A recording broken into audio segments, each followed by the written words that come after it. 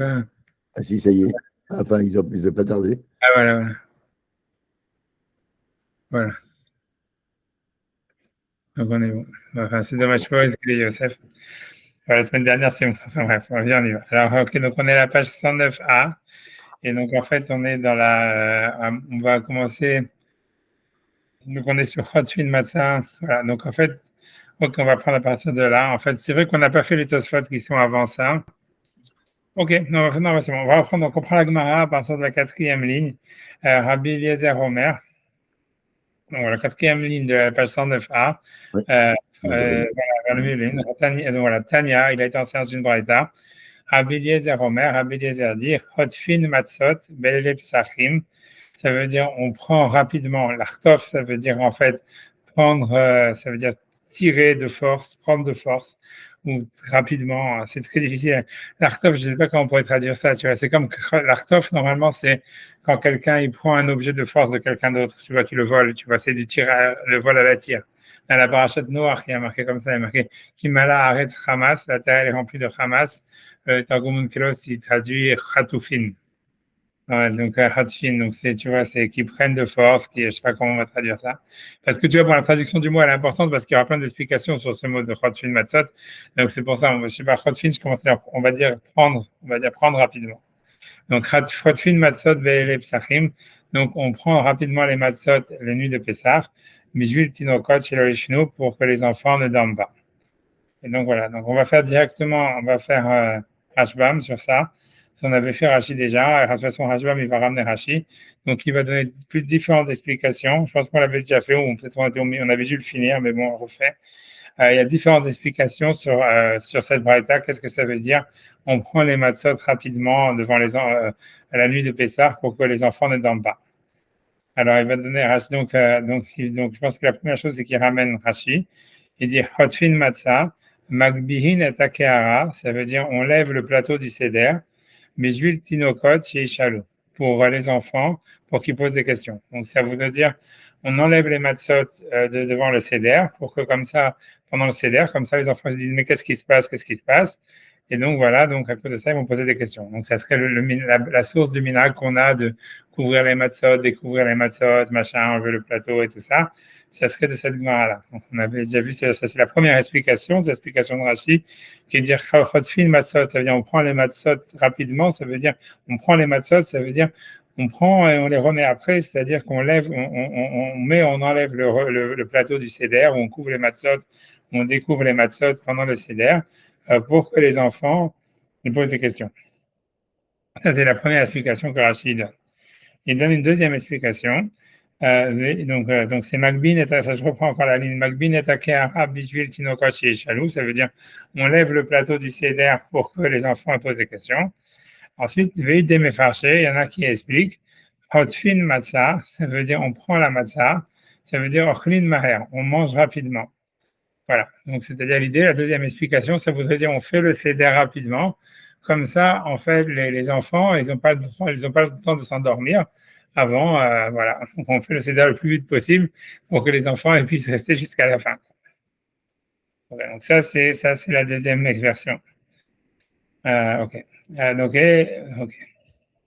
Donc, Ochlin Matzah Maher, Bede Mefarché Chotfin Matzah, Ochlin Maher, on mange rapidement. Ok, donc Shne Leshonat à la loupe, Yash Rabbeinu, ces deux explications, donc c'est l'explication que notre maître a dit, donc c'est-à-dire Rashi, Rashbam, il dit voilà Rashi, donc ça c'est les explications que Rashi a dit. Donc maintenant, Rashbam, il va rajouter d'autres explications. Donc, Viesh Gorsin, il y en a qui lisent différemment, qui disent pas Chotfin Matzah, puisque selon Rashi, c'est Chotfin Matzah. Mais il y en a qui vont dire Chotfin Mitzvot. Et tu vois, donc ça veut dire que selon la première explication, selon la garça que Rachid avait, c'est que les matzot qu'on enlève qu'on enlève pendant la Gada pour que les enfants posent des questions. Mais si en fait on lit, au lieu de lire Chotfin Matzah, mais on lit Chotfin Mitzvot, un peu peut-être que ça peut être, c'est nous, ça peut être ce qui a marqué chez nous aussi, tu vois, parce que chez nous il y avait marqué Chotfin Mitzvot, Matzot, on peut pas, tu vois, ça veut dire Mitzvot et Matzot, ça c'est la même chose sauf si on peut mettre un deuxième vav, mais le deuxième vav, il est facultatif, quoi. Donc, ça veut dire peut-être que chez nous, ce qui a marqué, c'est mitzvot, Et donc, si on dit Hotfin Mitzvot, tu vois là, il y a un petit Aleph et tout ce petit machin-là. Bref, tu vois. Bon, bref, tu vois, donc on peut dire, en tout cas, si on lit Mitzvot, ou Mitzvot, c'est-à-dire si on lit Mitzvot, comme en fait c'est marqué chez nous, alors la différence, ce serait que Magbin attaque Yara, ça veut dire on lève tout le plateau. Shieshba Matzah ou Maror ou Shnetav Shilin. Ça veut dire que si on a marqué chez nous, c'est pas simplement qu'on lève les matzot, on découvre les matzot ou on enlève les matzot, c'est on enlève tout le plateau dans lequel il y a le matzah et les maror et les deux tafshilin, ça veut dire l'œuf et l'os. Ouais. Et donc voilà, donc selon cette guerre ça veut dire, voilà, on voit la différence. Quoi. Les deux minagim, ils existent dans les Haggadot. Si vous regardez, il y a des Haggadot où il y a marqué on enlève les matzot, on découvre les matzot. Il y a des Haggadot où il y a marqué on enlève le plateau, on enlève le plateau. En fait, c'est lié à ces deux guerças qu'il y a dans la Gemara. Est-ce que Rachid, lui, il a la guerça Hotfin Matzah, donc c'est uniquement la matzah. Mais chez nous, il y a marqué mitzvot ou matzot, et donc Rashbam lui dit que ça voudrait dire tout le plateau. Bref, je ne sais pas qu'est-ce qui est. C'est-à-dire qu'il y en a un qui est plus athlétique que l'autre. Je ne sais pas quelle est la différence. Je ne sais pas, tu vois. Ouais, c'est plus, voilà, on voit plus la question, quoi. Les enfants, ils s'en foutent si on enlève que les matzot, mais si on enlève tout le truc, ok. Je ne sais pas, ce serait quoi la logique derrière. Ça veut dire, je ne vois pas quelle est, tu vois, ça veut dire c'est quoi la marloquette, quoi. Bon, bref, en tous les cas, c'est ce qu'il ramène. Véliniré, donc en tous les cas, lui, il va dire encore une troisième explication qu'on avait déjà vue déjà la semaine dernière, mais on finit le Rashbam. Véliniré, donc, et moi, il me semble, Hotfin, ça veut dire, lui, dire, c'est qu'on prend la nourriture des enfants, on les laisse pas manger. Hotfin, mais Salkin, est alechem, ça veut dire on leur vole leur pain. Mais Salkin est alechem, il y a de tinokot. On enlève le pain de la bouche des enfants, de la main des enfants. Chez Lou Yeshenim, pour pas qu'ils dorment, Mitor Mahal Arbe, parce que s'ils mangent trop, ils vont dormir. Keder Hatinok, Ahachilato, comme si en général les enfants, après avoir mangé, ils vont dormir. Veshu Lo Ishalou, et après ils posent plus de questions. Aval Arshav, chez Kotfim, mais elle, mais là, qu'on les empêche de manger, Lo Ishalou, ils vont pas dormir puisqu'ils ont besoin de manger. Donc, ils vont avoir des questions. Donc, ils vont avoir des questions. Kelomar, Velo Ishnu, voilà, puisqu'ils ne vont pas dormir avant, chez le Achlouk et des savanes, puisqu'ils ont encore faim, donc ils n'ont pas encore mangé, donc ils sont obligés de rester éveillés pour manger. Ok. Chalouk et chez Yigo Ashinouyim, et en plus, ils poseront des questions quand ils verront les différences. Chez Anou Osim et Kera, les Tinokot et les Kaman, quand on va faire d'autres différences pour les enfants, comme ça va être mentionné plus tard dans la Gemara. Donc il dit donc Rashbam il va apporter une preuve à son explication, comme quoi c'est son explication qui est la véridique, c'est-à-dire que c'est pas, on parle pas d'enlever le plateau du seder ou de manger vite ou bien de recouvrir les matzot, découvrir les matzot, mais ça parle plutôt d'empêcher les enfants de manger. Donc il dit, il va apporter ça donc dans la Shana Tosefta, que ça veut dire donc on les empêche de manger pour pas qu'ils dorment. Donc des Tanya, parce qu'il a été enseigné dans la Braïta, donc c'est la source de l'enseignement de la Gemara. Rabbi Eliezer Omer, Rabbi Eliezer dit Hotfin Matzah la Tinok, ça veut dire on prend, comme je vous avais dit, Hamas, ça veut dire voler, on vole, on prend de force, la Matzah des enfants, Kedeshilo Ishen, pour pas qu'ils dorment. Rabbi Yehuda Omer, Rabbi Yehuda dit, Mishemo en son nom, Afilu lo achal ela chazeret achat, même si jamais il a mangé qu'un un peu de laitue, Velo Tivel et la parperet achat, et qu'il a pris simplement un parperet, ça serait un dessert ou quelque chose, un petit parperet, on va dire un dessert. Voilà, on sait rien, un dessert. Hotfin matzah latinok, on l'empêche de manger la matzah, kedeshloishan, pour pas qu'il dorme. Donc il explique que hotfin, selon ça veut dire godlin, ça veut dire voler. Comme je vous avais dit que dans la parashat Noach, quand c'est marqué Kimal Haaretz Hamas, la terre remplie de Hamas, là-bas, le Targum Kelos, il dit Khatoufin, ça veut dire des voleurs, des gens qui prennent de force, donc c'est des Khotfin, ceux qui prennent de force. Voilà. Donc là, on vole le pain des enfants pour pas qu'ils dorment. Rabbeinu Piresh, ok, donc Rabbeinu Piresh, Sheken Ika, Oto Alashon, chez Pirashti. Donc Rabbeinu Rashi, lui, donc maintenant, Rashbam, il reprend l'explication de Rashi, qui avait dit que l'explication principale, c'était qu'en fait, on mange vite. Contrairement, donc Rashi, il avait dit on mange vite pour que les enfants ne s'endorment pas avant la fin du Seder. Alors, il dit, ça veut dire que le principal, c'est le langage que j'ai expliqué, c'est Kotfin et Marine l'école, que ça veut dire, en fait, on mange vite, ça veut dire parce que Kotfin, encore une fois, ça peut vouloir dire prendre de force, prendre rapidement, donc ça veut dire on manger rapidement.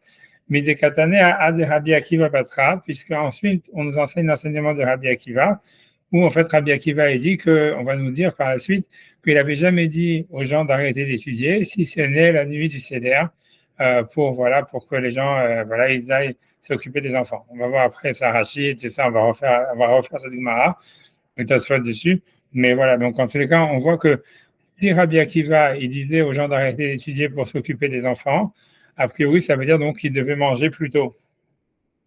Et donc, ça serait dans ce sens-là que Rachid aspecte ça comme une juxtaposition de l'enseignement de Rabbi Akiva avec celui de Rabbi Eliezer, et que donc selon Rabbi Akiva, c'était l'idée, on arrête les shivas plus tôt la veille de Pessah pour que les gens ils aillent s'occuper des enfants. Donc a priori c'est pour manger plus tôt. Donc il dit Rachid, donc quand Rabbi Eliezer avant ça il a dit chotfin matzah, ça veut dire on prend la matzah de force. Ça veut dire en fait on se presse de manger pour finir le plus tôt possible. Si on commence le plus tôt possible, c'est pour finir le plus tôt possible. Ok, donc ça c'est ce que Rachid avait dit. Ok, mais Rashbam, lui, il va discuter sur cette preuve, parce que lui, il a voulu dire au contraire, c'est qu'on empêche les enfants de manger. Mais Ika les mémar, mais ça veut dire Rashbam, il dit Ika les mémar, ça veut dire il a lieu de dire la Gavra, que c'est en fait que c'est deux enseignements différents, qu'ils ont été amenés l'un après l'autre, des cas à qu'en fait le point commun entre les deux enseignements de Rabbi Akiva et Rabbi Eliezer, même si on explique que Rabbi Eliezer ne veut pas dire qu'il faut manger rapidement, comme Rachid a dit, mais au contraire qu'on empêche les enfants de manger. Alors, si tu vas me dire pourquoi on ramène juste après l'enseignement de Rabbi Akiva qui dit qu'il fermait la yeshiva tôt pour manger tôt, ce que ça veut dire, le point commun entre les deux enseignements, c'est que c'est pour pas que les enfants dorment. Donc, en fait, même si on expliquait, tu vois ce que veut dire, même si on explique que l'enseignement de Rabbi Eliezer, c'est pas qu'on va manger rapidement et que ça serait ça le point commun avec l'enseignement de Rabbi Akiva, qu'il arrêtait la yeshiva tôt pour que les parents s'occupent des enfants le plus tôt possible. Ça veut dire qu'ils aillent manger tôt. Ça, c'est selon Rachid. Rashbam me dit, c'est pas une preuve, parce qu'on peut expliquer que, en fait, ce qu'il voulait dire Rabbi Eliezer, simplement, c'est qu'on empêche les enfants de manger, et ensuite, on nous amène l'enseignement de Rabbi Akiva qui terminait la yeshiva tôt pour que les parents s'occupent des enfants. Mais dans les deux cas, ça veut dire, voilà, le point commun entre les deux, c'est pas de finir de manger le plus tôt possible. C'est l'idée, au contraire, l'idée, c'est simplement, c'est qu'on veut pas que les enfants dorment. Donc, d'abord, on dit aux parents d'aller s'occuper des enfants le plus tôt. Et ensuite, on les empêche de dormir en les empêchant de manger, les enfants. Voilà. Mais le point commun, c'est que pour pas qu'ils dorment. Le but du jeu, c'est que les enfants ne dorment pas. Ok, donc c'est ça ce qu'il dit. Donc c'est ça, ce serait ça le point commun entre les deux enseignements. Et Kalememar, Agav, Gara, de Kahamar. Donc je reprends la phrase, des Kalememar, parce qu'on peut le dire, Agav, Gara, de Kahamar, c'est Agav, ça veut dire ensemble, Agav, c'est avec, et Grara, ça a été tiré, ça a été enroulé, on va dire, ça a été attiré. Des Kahamar, de ce qu'il avait dit, qui est chez Loïchan, c'est pas qu'il dorme, c'est ça le point commun entre les deux enseignements de Rabbi Eliezer avec Akiva. Kamaïté Nami, c'est pour Kamaïté qu'il amène Nami aussi, les Haouvda de Rabbi Akiva, cet enseignement de Rabbi Akiva, des Chaïch chez Loïchnou, qui avait peur que les enfants s'endorment. Avec très milléninrou, et ce sont deux enseignements distincts, dont le point commun, c'est que les enfants ne dorment pas. Voilà. Rabbi Eliezer Rabbi Eliezer, il dit d'enlever la nourriture des enfants pour les empêcher de manger, comme ça ils ne dorment pas. Après qu'ils aient mangé un petit peu uniquement, pour pas qu'ils dorment. Mais Rabbi Akiva, il dit Rabbi Akiva, lui, il va dire qu'il fallait commencer le seder le plus tôt possible, avant qu'ils dorment. Ok? C'est bon? Ok, donc ça, on a fini à rejoindre sur ça. Je pense qu'on l'avait déjà fait. C'est bloqué. Ouais, j'ai vu, je viens de me rendre compte. Ok, il faut que j'enlève ça. Ok, voilà. Ouais, ça va, je vais remettre après. Bon, c'est grave. Ok, on y va. Pour l'instant, j'attends, il faut que j'attende que la caméra s'éteigne et après je la remets. Bon, ouais, pour l'instant, voilà. C'est bon. Ça devrait revenir. J'espère. Voilà. Ok, donc maintenant, on va faire le deuxième enseignement, donc de Rabbi Akiva finalement. Donc, parce que voilà, donc on va faire. Donc on nous dit comme ça. Donc après cette histoire de nous dire que ça veut dire on prend de force la matzah aux enfants pour pas qu'ils dorment. On nous enseigne une nouvelle braïta, donc celle que Rachid avait apportée. Donc je pense je compte la ligne 2, 4, 6e ligne de la Gemara. 6e ligne de la Gemara. Ok, Tanya, il a été enseigné dans une braïta. Amou ala val Rabbi Akiva, ils ont dit sur Rabbi Akiva, Miyamav, que toute sa vie, Lo Amar, il n'a jamais dit Igia et la Hamod be Bet Midrash. C'est arrivé le moment de se lever au Bet Midrash. Ça veut dire voilà d'arrêter d'étudier ou Chutz Me'arev Sachim, sauf la veille de Pessah. La veille de Pessah, Verev Yom Kippourim, ok, et la veille de Yom Kippour. Alors on dit pourquoi Berev Pessah, la veille de Pessah, Bishvil Tinokot Shelo Yishnu, pour que les enfants ne dorment pas. Berev Yom Kippourim, et la veille de Yom Kippour, Kedesh Yachilou et Benem, pour qu'ils donnent à manger aux enfants. Ok, donc ça, c'est pour qu'ils donnent à manger à leurs enfants. Alors, ok, donc la question, c'est, tu vois, évidemment, on ne comprend pas, ça veut dire un Eivaver, c'est pour ça qu'il y a un Tosfot et tout ce qu'on veut. C'est pas du tout clair qu'est-ce que ça veut dire, en quoi le fait d'empêcher les parents d'étudier, ça va faire que les enfants, ils vont pas dormir pendant le CDR. C'est ça la question. Donc, Rashi, il a cherché, tu vois, une solution, tu vois. Donc, Rashi, on avait vu déjà que lui, il avait dit que l'idée, c'est quoi? C'est, tu vois, là, Rashi, on a l'impression que lui, il veut dire, qu'en fait, c'est la yeshiva, c'est les enfants qui sont à la yeshiva. Tu vois, on va faire Rashi. On va faire Rashi. Rashi dit, Chutz marve psachim, sauf les veilles de Pessah, kedesh yishnu atinokot, pour que les enfants ils dorment bayom pendant la journée et qu'ils fassent l'assiette, velo balayla, et pas la nuit, beshat agada, au moment de l'agada. Ok, donc ok, tu vas me dire, mais quel rapport avec les parents, tu vois, ça veut dire, pourquoi tu dois arrêter les enfants sortir les parents du Beth Midrash pour que les enfants ils aillent aller faire la sieste, tu vois. Donc moi j'aurais dit, moi mon explication dans Rashi qui ne peut pas être retenue par personne à part moi, c'est de dire qu'en fait, et je pense, tu vois, enfin bref, j'ai pas envie d'étaler la science que j'ai pas, mais bon, mais ça veut dire, je pense qu'il y a un Yerushalmi qui dit comme je dis, hein, si jamais les souvenirs sont bons, mais c'est que l'idée c'est simplement, c'est que les enfants, ça veut dire quand Rabbi Akiva il parle de la yeshiva, il parle des enfants, tu vois. C'est-à-dire qu'il dit, lui en fait, il a arrêté la yeshiva la veille de Pessah pour que les élèves de la yeshiva, ils aillent dormir. Et les enfants dont il est question, c'est les élèves de la yeshiva. C'est pas les parents, tu vois. Moi, j'aurais dit comme ça. Et tu vois, et par contre, tu vois, quand on nous dit la veille de Yom Kippour, c'est pour qu'ils donnent à manger à leurs enfants. Ok, tu vois, ça peut être, tu vois, voilà, ça veut dire, le mot tinok, ça peut être, à l'époque de la Gemara, quand on dit tinokot shel bet Rabban, c'est très vaste, hein, ça veut dire, voilà. Donc, voilà, donc, voilà, donc ça, pour moi, j'aurais dit ça. Ça veut dire, en fait, que Rashi veut dire que Rabbi Akiva, ça veut dire, il a arrêté la yeshiva pour que les enfants puissent dormir l'après-midi et faire la sieste. Maintenant, tu vois, personne ne va comprendre comme ça. Ils vont tous comprendre que c'est les parents qui vont faire donc, c'est pas les parents qui doivent faire la sieste, mais grosso modo, c'est que c'est les parents qui doivent mettre les enfants à faire la sieste, quoi. Et que si jamais les parents n'étaient pas là, il n'y aurait pas de. Les enfants ne pouvaient pas faire la sieste. On va voir Hashbam, qu'est-ce qu'il dit. Tu vois, Hashbam, il dit. Donc, il dit Chutz Merve Psachim, sauf les veilles de Pessah, Kedesh Yishnu et Tatinokot Bayom. Donc, ici, Rashi, pour que les enfants aient dorment pendant la journée, Velo Balayla, Beshat Agada, et pas la nuit au moment de l'Agada. Ou bien, donc, ça voudrait dire ça. Donc, a priori, je ne sais pas, est-ce qu'il fait que citer Rashi, peut-être qu'il veut dire la même chose, je ne sais pas. Après ça, et donc, c'est que les enfants, que c'est dont il est question, c'est les enfants. Bref, je ne sais pas. Mais en tout cas, après ça, il dit Inami, deuxième explication, qui n'est pas comme Rashi, il dit Shemagvin Adalaila, la Harsh Irshir. C'est-à-dire que si jamais on retient, ça veut dire les adultes, jusqu'à la nuit après qu'il fait noir, ça veut dire, s'imagine si on fait Arvit à, je sais pas quoi, à 10 heures du soir, 11 heures du soir, alors, et que voilà, que donc on a étudié jusqu'à ce moment-là, Yesheni Matinokot, donc les enfants, ils vont dormir. Donc, ça voudrait dire, tu vois, dans la deuxième explication, moi j'ai l'impression que Rashbam, il veut dire dans la première explication, comme Rachid, il veut dire ceux qui dorment, ceux qui ne doivent pas étudier, c'est les enfants, et ceux qui vont faire la sieste. Dans la deuxième explication, c'est en fait, c'est les adultes, tu vois, que s'ils restent étudier la yeshiva tard, donc on va commencer le seder tard, et donc les enfants, ils vont dormir. Je pense que c'est pas plus compliqué que ça, tu vois. Ok, maintenant on va voir Tosfot, parce qu'il y a un Tosfot sur ça. Voilà, donc voilà ce que lui veut dire, tu vois. Donc il dit, ok. Alors il dit, Chutz Marve Psachim, ok, sauf le veille de Pessah. Donc il dit, Achigaras Rabbeinu Shmuel, c'était ça la gersa de Rabbeinu Shmuel, donc de Rashbam, et de Rashi, a priori, Velo Neira, et c'est pas clair. Donc évidemment, la question, parce que lui, il a compris en fait que voilà, donc c'est les enfants qui doivent faire la sieste. Donc il demande, tu vois, il dit à tout, est-ce que c'est possible? Lo yuchlu lishon velo aviem, est-ce que les enfants ne peuvent pas faire la sieste si leurs parents ne sont pas présents?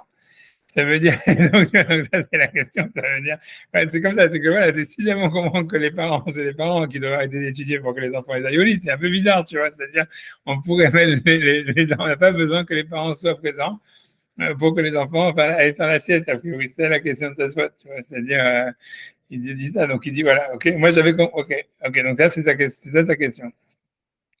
Alors, donc ça, c'était la première explication que Rachid avait dit, que les enfants, Rabbi Akiva, il a arrêté la yeshiva donc Rachid Tasfot, il avait compris que c'est pour pour que les enfants puissent faire la sieste. Donc Tasfot a compris que c'est les parents qui sont à la yeshiva et qu'en fait, donc eux, les parents doivent mettre les enfants à faire la sieste. Et donc la question de Tasfot, c'est de dire les enfants peuvent faire la sieste même si les parents ne sont pas là. C'est pas une raison valide pour arrêter la yeshiva. Ok. Donc la deuxième raison que Rashbam il avait dit, c'est pour que les enfants, les parents, ils traînent pas à la yeshiva ou à la synagogue et qu'on commence le seder tard et qu'à ce moment-là, les enfants ils vont dormir. Donc ça, soit il va aussi pas être content avec ça. Il dit Vetam Sheni chez Piresh. Et la deuxième explication qui a été donnée par Rashbam, que Shema Yagvu Acheter Harbe, que en fait, ça veut dire les parents, s'ils restent à la yeshiva, ils vont rester dans la yeshiva ou à la synagogue après la tombée de la nuit, après, longtemps. Ça veut dire, donc ils vont tarder à commencer le seder. Alors il dit, ça c'est pas vrai, puisqu'on voit parce que quand on lit l'histoire de Rabbi Akiva, on a l'impression que c'est la veille de Pessah. Tu vois, il est marqué, si on regarde dans la Gemara, il est marqué Chutz Merve Pesachim, sauf l'éveil de Pessah. Donc on a l'impression que c'était déjà, tu vois, le Yom Tov après-midi, quoi. Ça veut dire l'après-midi de la veille de Yom Tov tu vois, qui les a arrêtés d'étudier, pas pendant la nuit, tu vois. C'est-à-dire, tu vois, cette sorte, il explique, comme ça, Rachid avait expliqué au début, c'est-à-dire que on part, a priori, c'est l'heure de la sieste, quoi, dont il est question. C'est pas la nuit du Seder elle-même, tu vois. C'est-à-dire qu'à l'époque, il semblerait, voilà, donc ça veut dire, c'est ce qu'il dit. Donc il dit Imken lo ayu tzrichim lamod bayom kim balayla, c'est-à-dire ok, c'est-à-dire Rabbi Akiva, il n'avait pas besoin de les arrêter la journée. Alors Arve Psachim, je ne sais pas pourquoi Tosfot il pense que Arve Psachim ça serait la journée, mais j'imagine il veut dire la veille de Pessah. Ça veut dire a priori il apprend la veille de Pessah. Donc tu vois, on est avant la nuit, tu vois, donc on est dans l'après-midi. Donc même si tu dois commencer le seder tôt, c'est pas la peine d'arrêter la yeshiva dans l'après-midi, quoi, au début de l'après-midi. Donc voilà, donc la sieste, ça marche pas parce qu'on n'a pas besoin des parents pour faire la sieste. Et l'idée de pas commencer le seder tôt, ok, ça marche pas non plus parce qu'on a l'impression que c'est la veille du Pessah qu'on a arrêté la yeshiva et pas pendant la nuit du seder. Donc ça, c'est les deux questions. Donc c'est pour ça que Tosfot il va proposer une autre explication, les carnirés. Donc c'est pour ça que lui pense que voilà, déjà des garis l'el psachim, que c'est pas l'éveil de Pessah qu'il faut lire, mais c'est la nuit du Pessah, la nuit du seder. C'est-à-dire, donc lui, il veut dire que, voilà, ça veut dire que donc lui veut expliquer, ok, mais ok, parce que la question qui se pose, c'est, ok, si c'est la nuit du Seder, qu'est-ce qu'ils foutent les gens à la yeshiva la nuit du Seder?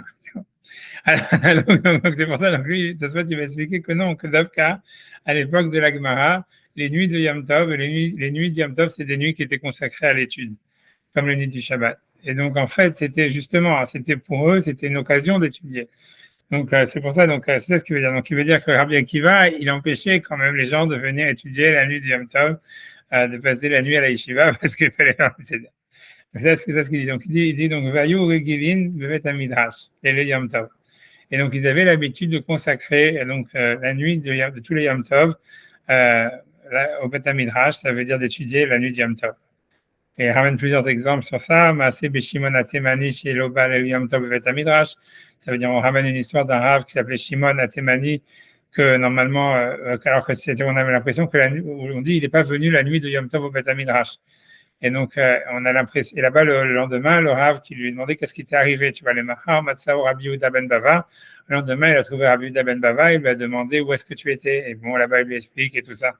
Mais on voit du fait que c'était rare, ça veut dire que, tu vois, c'est-à-dire que le jour où on ne s'absentait pas, on va dire à la yeshiva, c'était la nuit de Yom Tov. Il semblerait que la nuit de Yom Tov, quel que soit le Yom Tov ou la nuit de Shabbat, c'était les nuits qui étaient consacrées à l'étude à l'époque de la Gemara. Et donc, ça veut dire que c'était normal que quelqu'un il manque un jour de la yeshiva, n'importe quel jour de l'année.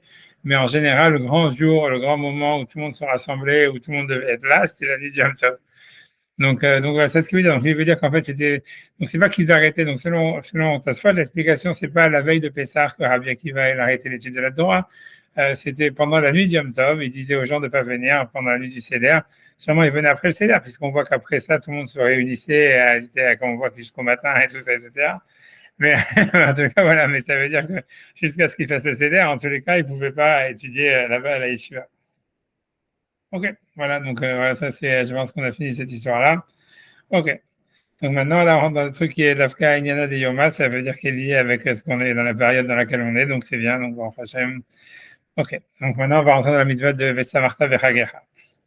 Alors, voilà, donc, voilà, c'était écrit pour Pessah, mais en fait, c'est Sukkot qui est Zman Simchatenu. Voilà, ok. Donc Tanu Habanan, donc nous mettre nous enseigner. Donc on est quoi? On est 2, 4, 6, 8, 10, je crois, c'est 10e ligne à peu près. Je pense qu'on a de l'agma 2, je recompte encore une fois, 2, 4, 6. Je pense qu'on est 10e ligne. Je pense qu'on est 10e ligne. Ok, 11e ligne, je sais pas. C'est comme vous voyez, on est au choix. Donc Tanu Habanan. On est, voilà, donc nos maîtres nous ont enseigné, Hayav Adam, donc un homme, il est obligé, et sa mère de rendre heureux, Banav, ses enfants, Bnebeto, et les gens qui sont dans sa maison, ça veut dire voilà, sa famille, Beregel, pendant la fête. Chez Nehemar, parce que le passage qui dit, Vesamarta Bechagecha. Voilà, et tu te réjouiras dans ta fête. Ok? Et ok, on verra après toute cette histoire. Si on regarde le passage de Vesamarta Bechagecha, on peut, si vous l'avez à côté dans dans le Or HLM, là c'est Devarim, Tedvav, Yudalet. Si vous avez une où il y a on cite le Passouk, en fait c'est marqué, tu la vois, tu vois, parce que c'est intéressant, on peut le regarder. Je vais le dire à l'oral si vous voulez, tu peux regarder dans ces phases. Si tu veux aller chercher un fromage, je vais chercher un fromage, c'est comme tu veux. Peut-être ça vaut le coup parce qu'après, comme tu veux, ok. Mais ça marche avec Hagecha, donc le passage, je vous lis le Passouk qui est marqué, mais ça marche avec Hagecha, tu te réjouiras dans ta fête, Ata, toi, ou Vinecha et ton fils, ou Vitecha et ta fille, Veavdecha et ton esclave, Vamatecha et ton esclave femelle, Vea Lévi et le Lévi, Vea guerre et l'étranger, Vea Yatom et l'orphelin, Vea Almana et la veuve, Asher Bisharecha qui sont dans ton domaine, tu vois, dans ta ville, Asher Bisharecha qui sont là où tu habites. C'est Devarim, Tedvav, Yudalet. Après, tu vois, le pasouk, c'est ça ce que le pasouk que la Gemara cite. Alors, si vous faites attention à ce pasouk, tu vois, Devarim, Tedvav, Yudalet, Deutéronome 15, 14, tu vois, ça va être, si vous voyez, en fait, si tu regardes ce pasouk, le grand absent de l'histoire, c'est qu'on ne parle pas de la femme.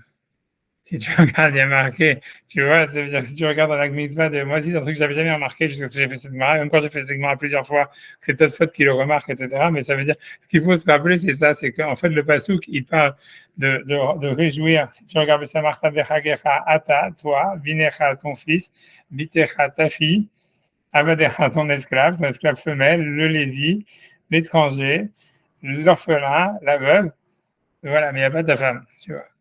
Ok,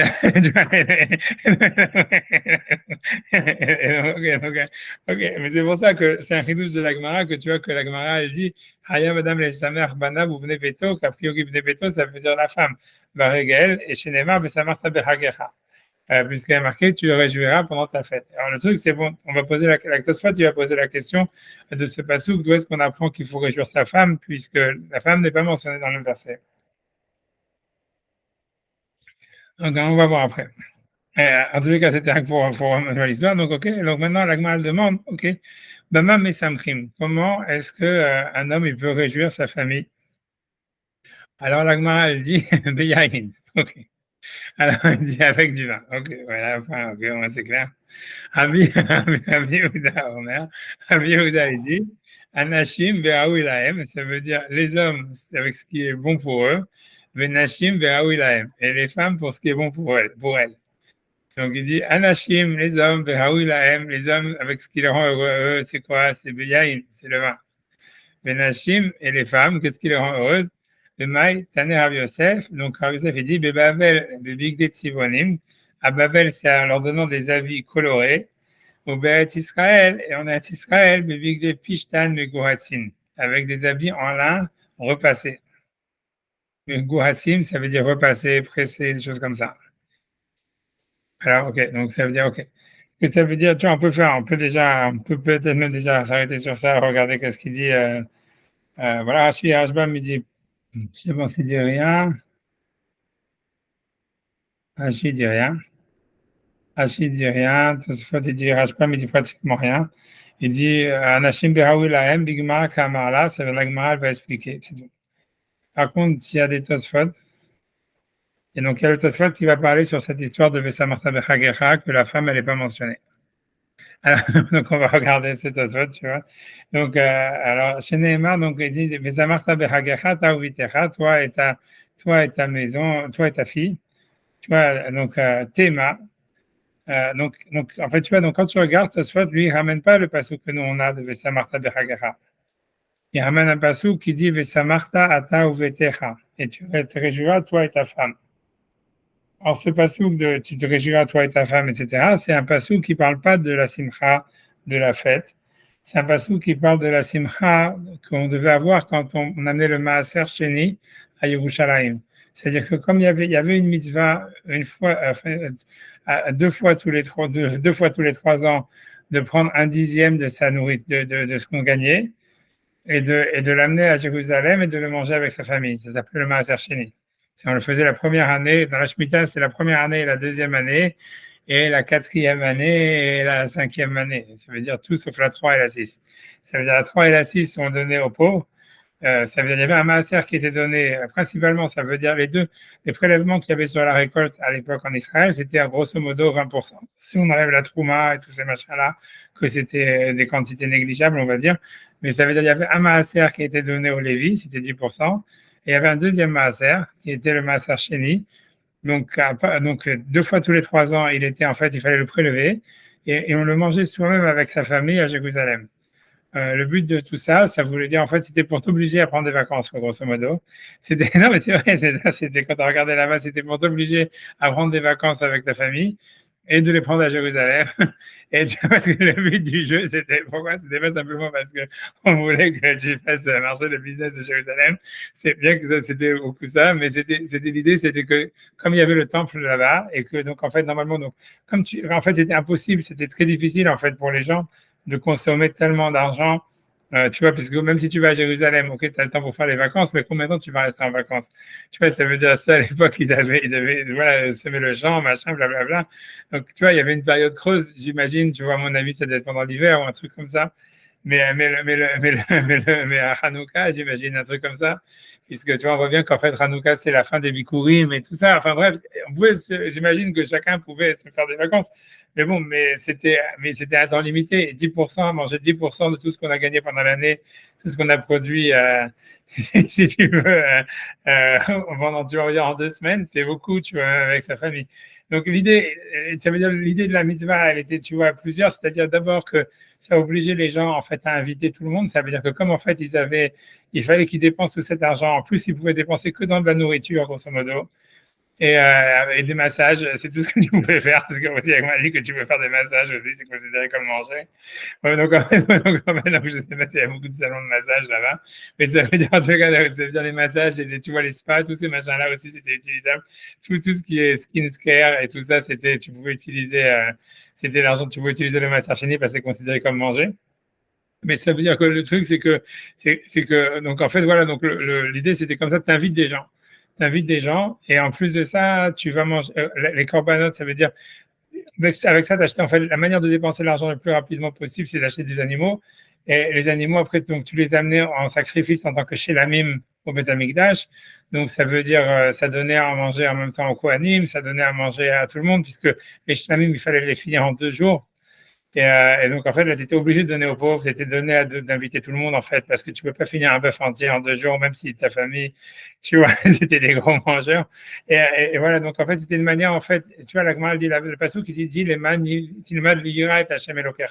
pour que tu apprennes à craindre Dieu, puisque si tu vas à Jérusalem, c'est là où il y avait tous les rabbanim, où il y avait tous les tzadikim, où il y avait les kohanim, donc on allait au temple. Donc, c'était le fait, en fait, d'apprendre la Torah à ses enfants. Voilà, tu vois, et en même temps, tu vois dans la joie, puisque c'était dans l'abondance. Et voilà, donc c'était ça le Maaser Sheni, quoi. Ça, c'est la Torah, la Torah, elle avait été makpida sur ça, et que les gens ils fassent ça au moins 4 fois tous les 7 ans. Mais c'est pas sûr que de réjouir sa femme, en fait, il est marqué sur cette mitzvah-là. Il n'est pas marqué, en fait, sur la mitzvah de réjouir de Saint Martin de Haggadah. Quand tu regardes dans la mitzvah de se réjouir pendant la fête, la femme, elle n'est pas mentionnée, elle est sautée. Ce qui est très bizarre, tu vois. Mais en tous les cas, donc, Tosfot, il demande, donc, Tosfot, lui, comme ici, la Gemara, elle nous dit qu'il y a la mitzvah de réjouir sa femme, puisqu'il y a marqué Ata Ubitecha, ça veut dire, Benebeto, a priori, c'est sa femme.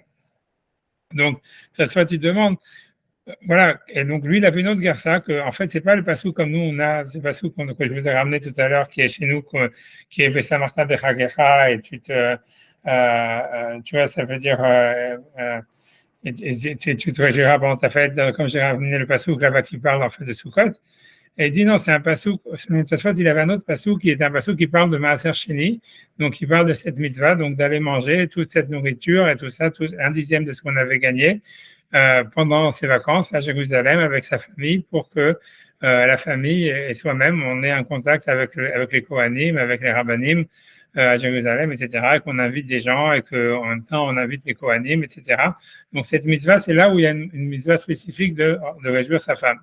Donc, Tassot, il se demande comment ça se fait que la Gemara, chez nous, elle nous parle de la mitzvah de se réjouir pendant la fête, et elle nous ramène un passouk qui parle du Maaser Sheni. Tu vois, puisqu'a priori, c'est pas lié. Ça veut dire, donc c'est ça la question de Tassot. C'est parce que Tassot, tu veux dire, en fait, si la Gersa, elle est comme chez nous, qu'on ramène le passouk de Vesamarta Bechagecha, là-bas, la femme, elle n'est pas mentionnée du tout. Et donc, si Tassot, lui, il pense qu'en fait, on n'a pas ramené ce passouk, on a ramené le passouk qui parle de réjouir sa femme, et ça parle de Maaser Sheni, ça ne parle pas de la fête. Donc, Tassot, il demande, voilà, donc lui, donc Tassot demande, il dit Théma, donc c'est Tassot, il a ce passouk qui est Vesamarta ou Vetecha, que c'est donc un autre passouk, c'est pas le passouk qu'on a nous, c'est un passouk qui parle de Maaser Sheni, et je ne pourrais pas vous donner la référence parce que je peux vous la donner la référence si vous voulez, mais moi je vais aller, on va chercher la référence. Donc, ça veut dire, on va faire sérieux quand même. Non, c'est 2 secondes. Ok.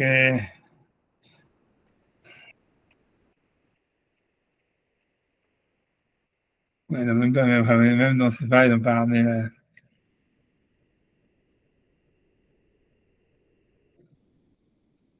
Peu importe ce qui s'est passé. Ça, on peut le chercher. Vous voulez que je cherche? On peut chercher. Allez, on peut chercher. On va faire c'est pareil. Une seconde.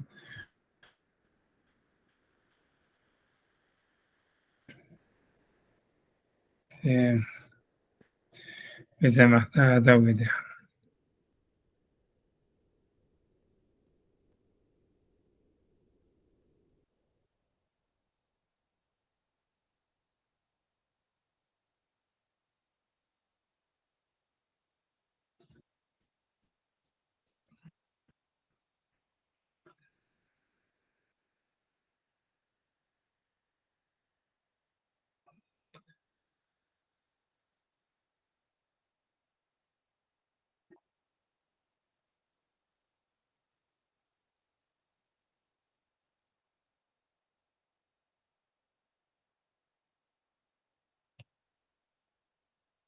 Ouais, c'est 14-26.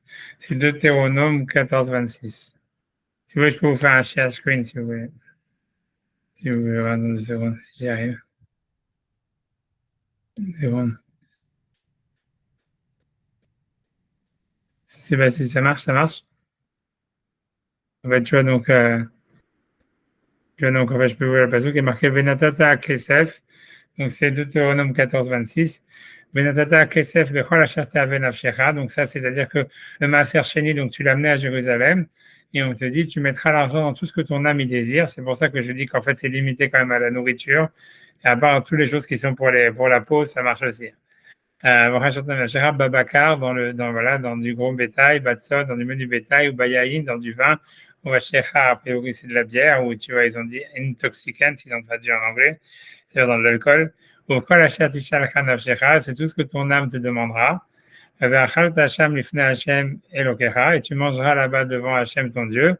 Vesamarta ata uvetecha, et tu te réjouiras, toi et ta famille. On peut traduire en général Betecha, ta maison, ça veut dire ta femme. Donc, mais ce pasouk là, en réalité, il parle donc du Maaser Sheni, comme vous voyez dans le pasouk d'avant, tu vois, c'est comme je vous avais dit, tu vois. Bref, pour revenir avant, on va lire Aser, Aser, on va le faire. Ça, c'est en plus la lecture de la Torah du deuxième jour de Yom Tov. Tu vois, donc voilà, si vous voulez, à partir du verset 22, Aser, Aser, et Kol Tevoat Zarecha. Ça, c'est la lecture de la Torah qu'on va lire le deuxième jour de Yom Tov, en fait, ça l'arrête. Aser, Aser, et Kol Tevoat Zarecha, Yotze Asade, Shana, Shana. Ça veut dire, prends le maaser de toute ta récolte qui sort dans les champs chaque année. Et on te dit, donc, c'est pas un maaser que tu donnes au Lévi ni rien, c'est un maaser que tu manges toi-même avec ta famille. Donc, pasuk 23, et tu le mangeras devant Hachem ton Dieu, Bamakom Hachaïfra, dans l'endroit qu'il aura choisi, et chacun Shimo Sham de faire résider son nom là-bas. Maser de Ganecha, ça veut dire un dixième de ta tu vois, de ta récolte, Tiroshra, c'est de ta vigne, Veitzarecha de ton huile, Ufkorot Bekarecha et les premiers prémices de ton troupeau, Vetzoncha, et voilà, de ton menu bétail, les man, Tilmad, Lira et Hashem Elokecha Kolayamim, pour que tu apprennes à craindre Dieu, Hashem ton Dieu, toute ta vie, tous les jours. Parce que l'idée, c'est qu'en allant à Jérusalem, en allant au Beth Amikdash, et justement en faisant ses vacances forcées avec sa famille, en fait, c'est là où est-ce qu'on apprenait à craindre Dieu, parce que voilà, c'est comme ça qu'on apprenait. Voilà, c'était donc pédagogique. Je ne sais pas ce que Rachid dit. Et après ça, voilà, on dit si jamais en fait c'est trop loin pour toi, donc tu mets dans l'argent. C'est-à-dire tu prends toute la récolte, tu mets la valeur de la récolte sur de l'argent, et ensuite tu amènes l'argent à Jérusalem, et voilà, et tu manges avec ta famille. Quoi, voilà. En tous les cas, c'est là où c'est mentionné la mitzvah c'est là où c'est mentionné la mitzvah de réjouir sa femme. C'est pas mentionné dans la mitzvah de réjouir dans la mitzvah de la fête. Voilà, dans la fête, il y a marqué les enfants, mais la femme, elle est sautée, comme on a vu. Alors c'est pour ça que c'est la question de sa soit. Théma, c'est étonnant. Donc c'est pas ceux qui parle donc de Maaser Sheni. Donc je ne me rappelle plus, mais c'est quoi la fin? C'est 14-26, c'est 10 versets plus loin. Et Parashat Re, voilà, dans la Parashat Re. Velo Maïté Krad, Yektiv et Parashat Re, Gabé Regel. Et on ne ramène pas le Vasouk qui dit, qui parle en fait dans la même Parashat, dit plus plus haut, comme on l'a dit, Gabé Regel, qui dit dans la fête, Vesamarta, Vechagecha, Ata, Uvinecha, Uvitecha, toi, ton fils et ta fille et tes esclaves. Et donc la question, elle dit en fait, c'est comment ça se fait? Donc ça veut dire pourquoi, en fait, ça veut dire d'où est-ce que l'Agmara, si l'Agmara, en fait, elle ramène ce verset parce qu'elle veut prouver qu'il y a une mitzvah de réjouir sa femme pendant la fête, alors en fait, tu vois, donc ça veut dire d'où est-ce que l'Agmara le sort, puisque c'est pas ceux qui ne parle pas vraiment de la fête, il parle du Maaser Sheni.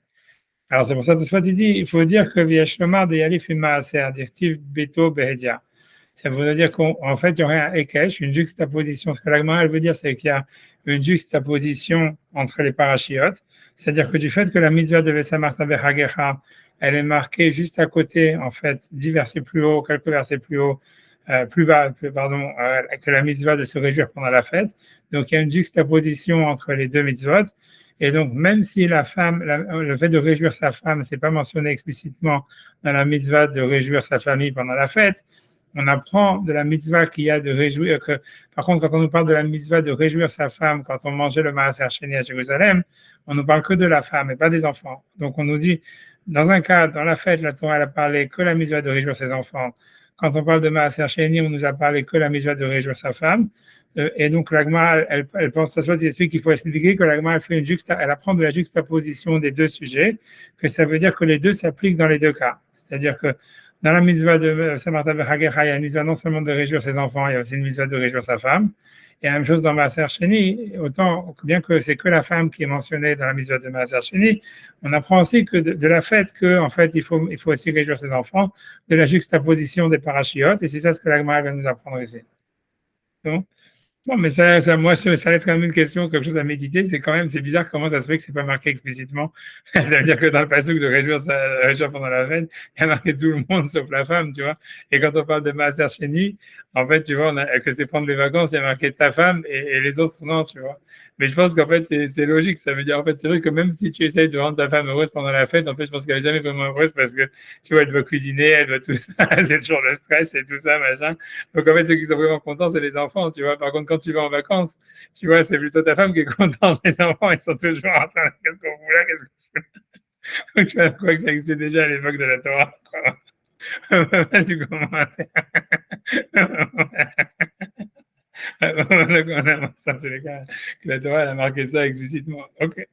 Après ça, donc, il y a un deuxième tasfot sur le sujet qui dit donc, Béret Israël, Bukli Bishtan, Megoatim. Donc, la question, c'est que quand l'Agma, elle a demandé comment est-ce que tu réjouis ta femme pendant la fête, elle avait dit en Eretz Israël, c'est avec des habits de couleur. Pardon, à Babel, c'est avec des habits de couleur. Et en Eretz Israël, c'est avec des habits en lin prépassé. A priori, le lin, c'est blanc. Et tu vois, la question, elle est de dire qu'est-ce que la Torah, qu'est-ce que l'Agma veut nous dire, tu vois? Est-ce que ça veut dire que quoi? Ça veut dire que si tu vas acheter des habits, c'est-à-dire qu'à priori, on a l'impression que la mode en Babylonie, c'était de s'habiller en couleur. Donc, en fait, quand tu achètes des habits à ta femme, il faut que ça soit quelque chose qui suive la mode. Et que par exemple, si en Babel, on s'habillait en blanc, si en Babel, on s'habille en couleur, donc il faut que tu achètes des habits en couleur pour qu'elles soient à la mode. Et si en Israël, elle habite en Israël, il faut que tu lui achètes des habits blancs parce que la mode, c'est le blanc, donc pour qu'elle soit à la mode. Ça, c'est le sens littéral de la Gemara, mais tu vois, c'est un peu bizarre, tu vois. C'est-à-dire, qu'est-ce que la Gemara a besoin de nous dire ça, tu vois. Donc, en fait, Rachid, lui, il veut dire quelque chose veut dire de mieux que ça. Il dit comme ça, il dit B'Eretz Israël, en Eretz Israël, il dit B'Eretz Israël, B'Chli Pishtan Megouatim, en Eretz Israël, avec des ustensiles en lin, avec des habits en lin qui sont repassés. Aval Babel, donc il dit, mais en Babylonie, c'est pas que c'était pas la mode de ne pas porter des habits blancs en lin. Lo Ayou Bekim, les gars, ils savaient pas comment travailler le lin, donc ils savaient pas non plus comment le repasser, donc les habits en lin, ils étaient moins bonne qualité qu'en Israël, tu vois. Ça veut dire que, si tu veux, qu'en Babylonie, ils étaient experts plus dans la, comment dire, dans la couleur. Ça veut dire qu'ils savaient faire les teintureries, etc., des teintures qu'en Israël, ils n'étaient pas capables de faire. Mais en Babylonie, en Israël, ils savaient travailler le lin et donc ils savaient faire le travailler pour qu'il soit plus beau. Kedahama, comme l'Agma dit, que Gihut Shelanu, que Kibbutz Shelaim. Ça veut dire que en Babylonie, leur lin, quand il était même repassé, en fait, il avait que le niveau du lin d'Israël quand il était juste lavé. Ça, c'est l'Agma, elle parle ça au niveau des lois de Tisha B'Av, où elle dit que normalement le lin repassé, il ne faut pas en porter pendant la semaine de Tisha B'Av. Et l'Agma, elle dit oui, mais nous en Babylonie, on a du lin tellement pourri qu'on peut le porter parce que ça n'arrive jamais au niveau du lin repassé qui en est à Israël. Mais en tout cas, est-ce que tu vois, donc ce que tu veux dire par là, c'est qu'a priori, c'est que c'est pas une question que il faut que tu fasses que ta femme elle soit à la mode. C'est l'idée, c'est que par rapport au pays où tu habites, c'est où tu es, tu vois, c'est ça, tu dois lui donner le meilleur qu'il y a. Ça veut dire, si par exemple, tu vois, je sais pas, en France, tu vois, ça veut dire, je sais pas, ils sont spécialistes, j'en sais rien, pour les chaussures ou j'en sais rien. Tu vois, c'est ça ce qu'il faut en Italie, tu vois, je sais pas, pour les chaussures, tu dis, voilà, il faut acheter des chaussures en Italie, tu vas acheter des chaussures italiennes. Quand tu vas, je sais pas encore quoi en France, qu'est-ce que c'est le plus, c'est les parfums ou j'en sais rien. Alors, tu vois, en France, tu dois offrir des parfums, tu vois, ça veut dire, il faut, sinon, c'est pas que, en fait, tu dois mettre ta femme à la mode, c'est que, en fait, tu dois offrir à chaque fois le meilleur de ce qu'il y a dans le pays, tu vois, et c'est ça ce qui fait la simha. Tu vois, comme on voit un petit peu la même chose avec, comment il s'appelle, avec Yaakov, quand il a envoyé les cadeaux à Yosef, quand il pensait que, pour libérer Shimon, il lui a envoyé quoi, des cacahuètes. Il dit des trucs comme ça, parce qu'en fait, ils n'avaient pas ça en Égypte. Il a dit, dis-moi, t'arrêtes, tu vois que tous les trucs qu'il envoie là-bas, c'était pas des choses importantes, mais c'est des choses qu'en Égypte, ils n'avaient pas. Donc, il s'est dit, OK, tu vois, j'envoie ce qu'il y a de spécifique, tu vois, dans le pays. Donc, on voit un peu, selon ta c'est ça ce que la Gemara, elle veut dire ici, c'est la spécialité du coin, quoi. C'est quand même bizarre que l'Agmara elle dise ça, tu vois. Je sais pas qu'est-ce que l'Agmara elle voulait dire. Tu vois, l'Agmara aurait dû être beaucoup plus générique en disant comment tu réjouis ta femme ou les filles, tu vois, puisqu'il est marqué c'est pas que ta femme, c'est les filles, c'est avec des habits. Tu achètes des habits, les plus beaux habits que tu peux acheter, c'est tout. Tu vois ce qu'on nous dit, des habits de couleur en Babylonie et des habits blancs là en Israël, tu vois. Ça veut dire, je sais pas, tu vois, c'est bizarre. Whatever it is, tu vois. Whatever. En tout cas, Tosfot, il dit ça. Il dit qu'il faut essayer d'acheter le truc spécifique, quoi. Le truc qu'elle n'a pas trouvé ailleurs, quoi. Voilà, comme le truc que tu...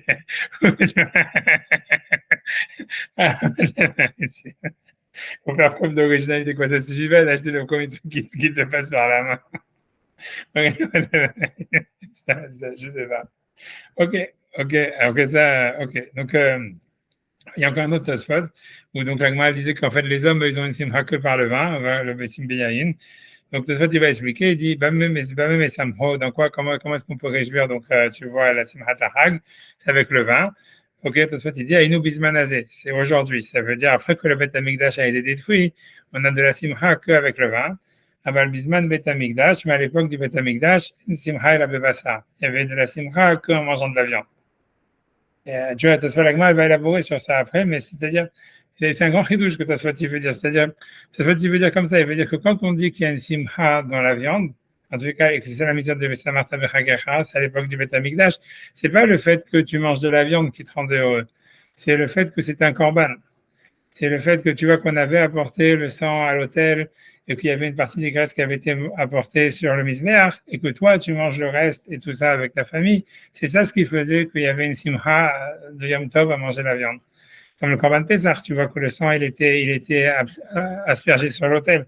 Mais manger de la viande stam, tu vois que tu vas stam manger un barbecue et tout ça, toi tu dis ça c'est pas une simcha. Ça veut dire bismanazé, il n'y a pas de simcha dans la viande.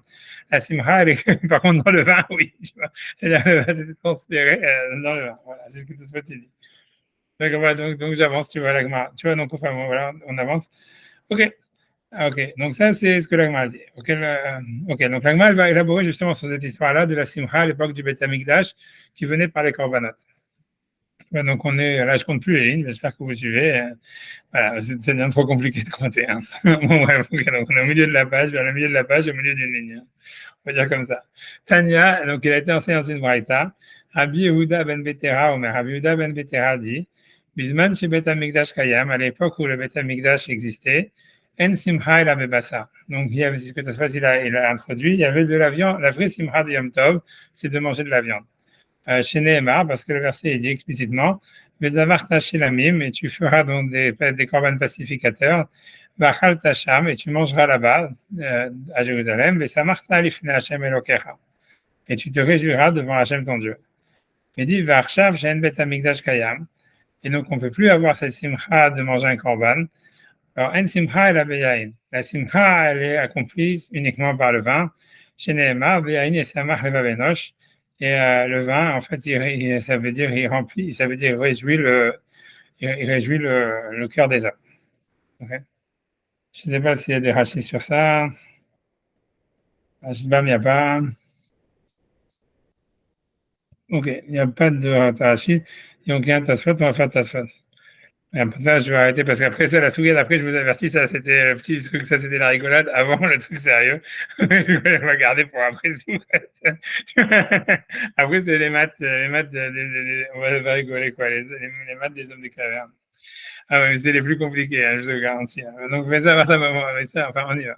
Donc, pour l'instant, on n'est pas encore là, on va faire simplement ce petit assaut, c'est bon. Vezavarta chez la mime, Bachata, Sham et Samarta. Donc, tu mangeras des korban pacificateurs, tu mangeras là-bas et tu te réjouiras. Ok, donc, Tosfot, il va encore poser une question de référence. Il dit, ce pasouk-là, il ne parle pas de la fête de Simchat Hag, il parle de quand les Juifs, ils ont traversé le Jourdain. Ils devaient, en fait, se diviser les tribus entre deux montagnes. Et les Lévim, ils étaient au milieu, et puis ils faisaient passer une alliance à tous les enfants d'Israël en leur disant béni soit celui qui va faire ça, et tout le monde disait Amen, et maudit soit celui qui va faire ça, donc Amen. Et c'est une fois qu'ils avaient fini toutes ces cérémonies là d'avoir les 6 tribus d'un côté, les autres de l'autre, qu'après ça ils avaient apporté des corps de sacrifice, des sacrifices pacificateurs, et qu'ils devaient manger tous, et que là il y a marqué qu'ils avaient la joie. Donc c'est ce passouk là qui parle, qui n'a rien à voir vraiment avec la fête, la joie de la fête. Donc encore une fois, la référence elle est complètement fausse, tu vois. Donc, ça dit Tema de Aikra Ber Eval Ketiv. C'est parce que là, il parle du pacte qui devait être fait, avec Josué, il a fait quand ils ont traversé le Jourdain, dans le monde de Eval, où il fallait amener ses sacrifices pacificateurs et être heureux. Velo Maïté Kra, et on ne ramène pas le verset, Deve Samarta Bechagecha, que c'est dans le passage qui dit la mitzvah d'être heureux dans la fête, Samarta Bechagecha. Et que là-bas, on dit, au contraire, on apprend justement du fait que la Gemara là-bas, le passage qu'il n'a pas mentionné en quoi on va être heureux. La Gemara dans Hagiga, elle dit les rabot kol minis machot, les simcha. Ça veut dire que là-bas la Gemara dit du fait que la Torah n'a pas été spécifique comment tu te réjouis pendant la fête. Ça veut dire que l'idée, c'est que d'après la Torah, d'après la Gemara elle dit en fait, tu peux accomplir cette mitzvah de te réjouir dans la fête de n'importe quelle manière que tu veux, ce qui te fait plaisir. C'est pour ça qu'on voit, on peut acheter des bijoux à sa femme et on fait la mitzvah. C'est ce que la Gemara vient de dire, tu vois, ça veut dire s'acheter des habits, tu achètes ça. Donc, tu vois, c'est que chacun qui est différent, chacun ce qui lui fait plaisir. Du coup, donc après ça, la Gemara dit, mais la Gemara là-bas, elle veut dire autre chose, elle dit, Mikan Amrou, de là, ils ont dit, Israël yotzin de chovatan bindahim undavot. Et d'abord, la Gemara elle a mal dit, comment on peut être heureux avec n'importe quoi. Hein. Donc la Gemara elle dit, et là on apprend que les Juifs, ils peuvent être quittes de la mitzvah de se réjouir pendant la fête quand ils amènent des nedarim et des nedavot, ça veut dire des animaux qu'ils avaient mis en tant que vœux pendant l'année, où tu vois des korban. Mais ça veut dire que grosso modo, que ce que la Gemara veut dire par là, c'est que on peut faire ça. Ça veut dire, puisque les Juifs, ça veut dire, l'idée, c'est que à l'époque, tu vois, quand les gens ils faisaient des vœux d'amener des sacrifices au Beth Amikdash, ils accomplissaient leurs vœux pendant les fêtes de pèlerinage, puisque c'était le moment, l'occasion de le faire. Et l'idée de la question de la Gemara là-bas, c'est de dire, est-ce que quelqu'un il peut accomplir son vœu, et donc en disant, s'il avait quelqu'un, il avait fait un vœu d'amener un sacrifice pacificateur, un shlamim ou un korban de remerciement à Hachem, un korban toda, où la majorité de la viande elle était mangée par les propriétaires et la famille. Est-ce qu'il peut accomplir la mitzvah de se réjouir dans la fête avec ces corbanotes-là, alors qu'il avait déjà fait un vœu précédemment. Et la Gemara, elle apprend du verset, non, comme il est marqué, Vesamarta bechagecha. Donc, quelle que soit la manière dont tu es heureux, tu fais la mitzvah, et donc tu peux être quitte de la mitzvah de Vesamarta bechagecha en amenant des autres, tu vois, les animaux que tu aurais amenés de toutes les manières, parce que tu as déjà fait un vœu de les amener, tu vois. Ça veut dire, c'est ce que la Gemara, elle dit. Donc, en tous les cas, est-ce que tu demandes, ça veut dire pourquoi est-ce qu'on nous parle de, tu vois, de shlamim ici, tu vois. A priori, j'ai l'impression que la question de ça, c'est pourquoi on nous donne un mauvais pasouk, pourquoi est-ce qu'on nous parle ici de shlamim, tu vois, c'est-à-dire comme on a l'impression, tu vois, c'est comme si la mitzvah, a priori, là-bas, la Gemara semble dire, la question est peut-être plus forte, c'est là-bas, on a l'impression que tout ce qui te rend heureux, ça marche, tu vois. Il y a quelque chose comme ça. Et puisque la Gemara dit simplement qu'en fait, les corbanotes, ça serait une modalité d'être heureux dans la fête. Ok. Mais si c'était la question, de ça, tu ne vas pas vraiment répondre à sa question, tu vois, parce qu'il va dire, puisqu'il répond, il dit, Vesh Lomar, dans sa question, c'est de dire, Mishum de Acha, c'est-à-dire qu'en ce qui concerne donc ce pasouk du Areval, donc il parle d'autre chose complètement quand les Juifs y rentrent en Israël, où ils amènent des sacrifices de pacificateurs à Hachem pour leur avoir permis de rentrer en Israël. Donc là-bas, il dit Mishum de'acha be'edi active ve'zavarta shlamim ve'samarta. Et tu amèneras des sacrifices pacificateurs et tu te réjouiras. Et tu vois, je ne sais pas qu'est-ce que tu vas gagner avec ça. Tu vois, ça veut dire, si dans Ve'samarta bechagecha, il y a marqué, c'est un truc très général. Alors, tu vois, pourquoi est-ce qu'on nous ramène ici, tu vois, ça veut dire, tu vois, ça veut dire, comment est-ce qu'il peut dire, tu vois, c'est difficile à comprendre. Ça veut dire, si on peut accomplir la mitzvah de Ve'samarta bechagecha de n'importe quelle manière dont tu es heureux. Et comme la Gemara dit qu'aujourd'hui, comment tu réjouis ta femme et tes enfants, c'est en leur amenant des cadeaux, en leur achetant des habits et tout ça, etc. Donc, tu vois, ça veut dire, maintenant, comment ça se fait qu'à l'époque du Beth Amikdash, la Gemara te dit, ouais, c'était limité au fait d'apporter des sacrifices pacificateurs à Hachem, tu vois, ça veut dire, tu vois, c'est à l'époque où tu veux manger un korban, c'était tellement plus important que n'importe quel argent que tu vas, n'importe quel autre cadeau, c'était considéré comme de l'argent gaspillé. C'est un truc comme ça, tu vois. Je sais pas, sinon tu comprends pas, je comprends pas la logique derrière, je sais pas, tu vois, j'ai pas regardé les commentateurs ni rien, mais c'est pas clair, tu vois, ça veut dire, si tu peux faire la mitzvah avec n'importe quoi, qu'est-ce que la Gemara vient de te dire? Oui, à l'époque du Beth Amikdash, la vraie mitzvah, c'était avec le korban shlamim, et que c'était que avec la viande.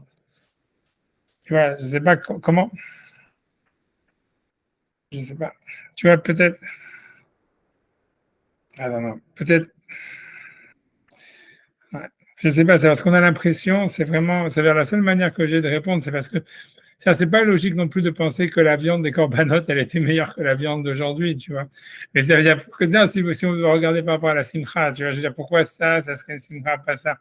J'ai l'impression, moi, je pense plus comme ça, que c'est que, en fait, les fêtes de pèlerinage, à la base, on dit c'est les fêtes de pèlerinage. Donc, en fait, il faut que la joie, normalement, elle soit liée au fait que tu vas à Jérusalem et que tu vas au temple. C'est ça le pèlerinage. Et donc, en fait, ça veut dire, à l'époque où il y avait le temple, tu vois, la joie, comment tu peux avoir la joie dans le pèlerinage, dans le fait que tu vas au temple et tu vas au Beth Amikdash, c'est quand tu amènes un korban. Et c'était comme ça, donc tu accomplissais la mitzvah. Maintenant, le truc, c'est comme aujourd'hui, on pèlerine plus puisqu'on va plus au Beth Amikdash. Donc, même si on fait Yom Tov et tout ça, etc., en fait, donc on fait encore la fête. Ça s'appelle, tu vois, quand on fait Sukkot, tu vois, ça veut dire, voilà, et donc on fait Yom Tov, on fait toute la halachot, donc en fait, on a encore la fête, mais c'est plus une fête de pèlerinage. Donc maintenant, la fête, la mitzvah de se réjouir, elle est plus dans le pèlerinage, elle est dans la fête elle-même. Donc c'est pour ça que tu peux faire n'importe quoi. Tu peux acheter des habits, tu peux boire du vin, tu peux tout ce qui, parce que tu vois, je pense que c'est ça ce qui a changé. Je pense que c'est ça l'idée. C'est pas comme j'avais dit avant qu'il y avait tellement de simcha d'amener un korban qu'il y avait rien d'autre qui pouvait être de la simcha. Ça fait pas sens, tu vois, parce que ok, c'est une simcha, mais combien de korban tu vas manger, tu vois, et puis ça, tu vas dire comment la mitzvah elle peut avoir changé. Mais j'imagine le chat, tu vois, la Torah aurait dû dire, tu vois, ça veut dire comment la Gemara peut dire à l'époque du Beth Amikdash, tu pouvais faire la mitzvah que en amenant un korban, et maintenant tu peux faire la mitzvah n'importe comment. Comment ça a pu changer, tu vois? L'idée c'est comme ça, c'est qu'à l'époque, ça veut dire que si on peut aller en pèlerinage et qu'on peut aller au Beth Amikdash, donc la simcha de Bechagera, a priori, c'est une simcha qui doit être liée au fait même d'aller à Jérusalem, dans le pèlerinage lui-même. Bon, ça, c'est en amenant un korban. Et les autres simchot que tu vas faire, que tu vas t'acheter des habits ou tu vas acheter du vin ou n'importe quoi, même si tu vas être content pendant la fête, comme c'est pas lié au pèlerinage, tu n'as pas vraiment accompli la mitzvah, puisque c'était la mitzvah de la simcha devait être liée au pèlerinage lui-même. Mais aujourd'hui, on ne va plus en pèlerinage, donc en fait, la simcha, elle est plus dans la fête elle-même, donc c'est n'importe quoi qui te rend heureux pendant la fête, c'est bon, tu fais la mitzvah, le stade. J'aurais dit ici, quand même que c'est très court, mais j'ai pas envie de commencer la souga après des mesures et tout ça, etc. Et puis là, moi aussi, je vais aller faire la mitzvah de Messa Martha Bechagacha avec ma famille à la Chalemas, en allant en pèlerinage à l'écoute. Tu vois. Merci, Rabbi. En tout cas, Chag Sameach, Chag Sameach, Moadim Simcha. Kol Tov. Kol Tov, des bonnes choses, à bientôt. Merci, à bientôt. Au revoir. Merci à vous. Au revoir. Okay.